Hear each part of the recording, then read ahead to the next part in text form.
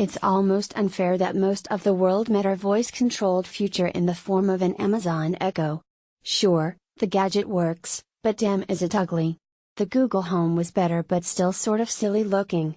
That's why the sleek, minimalist Google Home Mini feels like a revelation. This donut-sized device does almost everything its uglier older sibling does. It offers near instant access to Google Assistant, making it easy to ask what's on your calendar today or how bad the traffic will be on the way to work. You can yell Google searches, like when was the last time the United States missed a World Cup? Until this year, it was 1986. And perhaps most usefully, you can control the connected devices in your home with the Google Home Mini.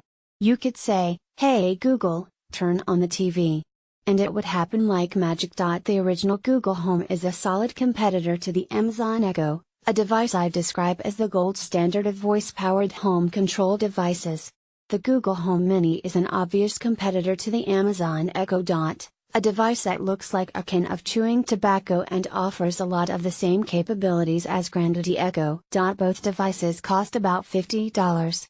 Both are small. The big difference is that the Google Home Mini is a handsome little thing.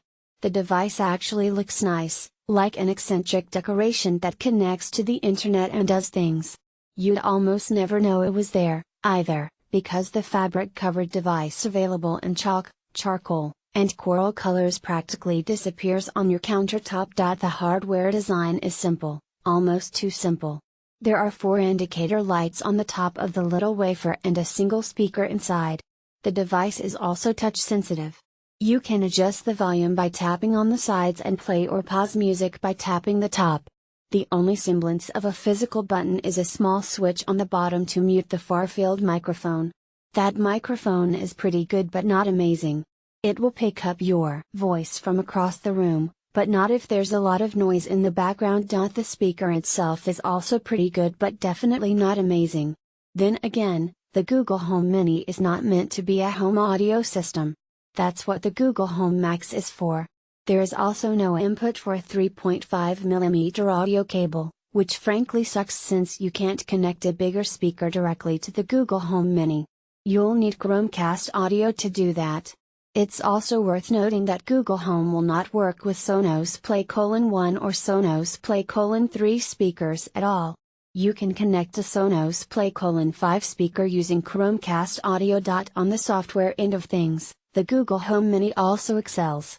Setup takes approximately 6 seconds with the Google Home app, which you won't really need to use afterwards since you program all of the actions with the separate Google Assistant app.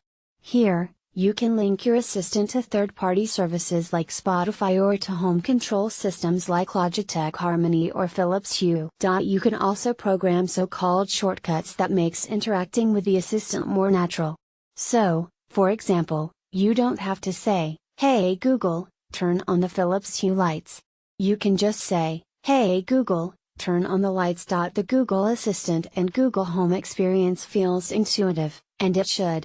Google has a ton of experience when it comes to natural language processing and machine learning as well as software that involves voice control, thanks to decades of building out its search capabilities. The ability to easily customize your experience also harkens back to Google's experience building a flexible platform like Android. The Amazon approach is much less flexible. Compared to the Amazon Echo, a bumpy boat ride that gets you to your destination, the Google Home experience feels like a luxury cruise. But even luxury cruises can be flawed, weird, and unsatisfying at times. The vast majority of my time with the Google Home Mini has been functional and fun. It's great to find a YouTube video on my phone, turn on my TV with a voice command, and cast the video on the bigger screen. This seemingly simple action, and many others, work best if you do everything in the Google ecosystem. For instance, if you don't have a home control system already set up, you need a Chromecast that's plugged directly into the wall to turn on your TV with Google Home. I have the Logitech Harmony system, so I routed the Google Assistant actions through that to turn on the TV. In doing so, I set up a shortcut in the Assistant app that saved me from telling my Google Home to tell Harmony to turn on the TV. I just have to say, turn on the TV. It's worth highlighting that Google Assistant does struggle a bit with add-in layers of complexity. My lighting setup is slightly unusual, since I use Philips Hue bulbs in 3 lamps, one of which is plugged into an internet-connected Lutron switch. I like the switch because it comes with a little remote I can use to dim T,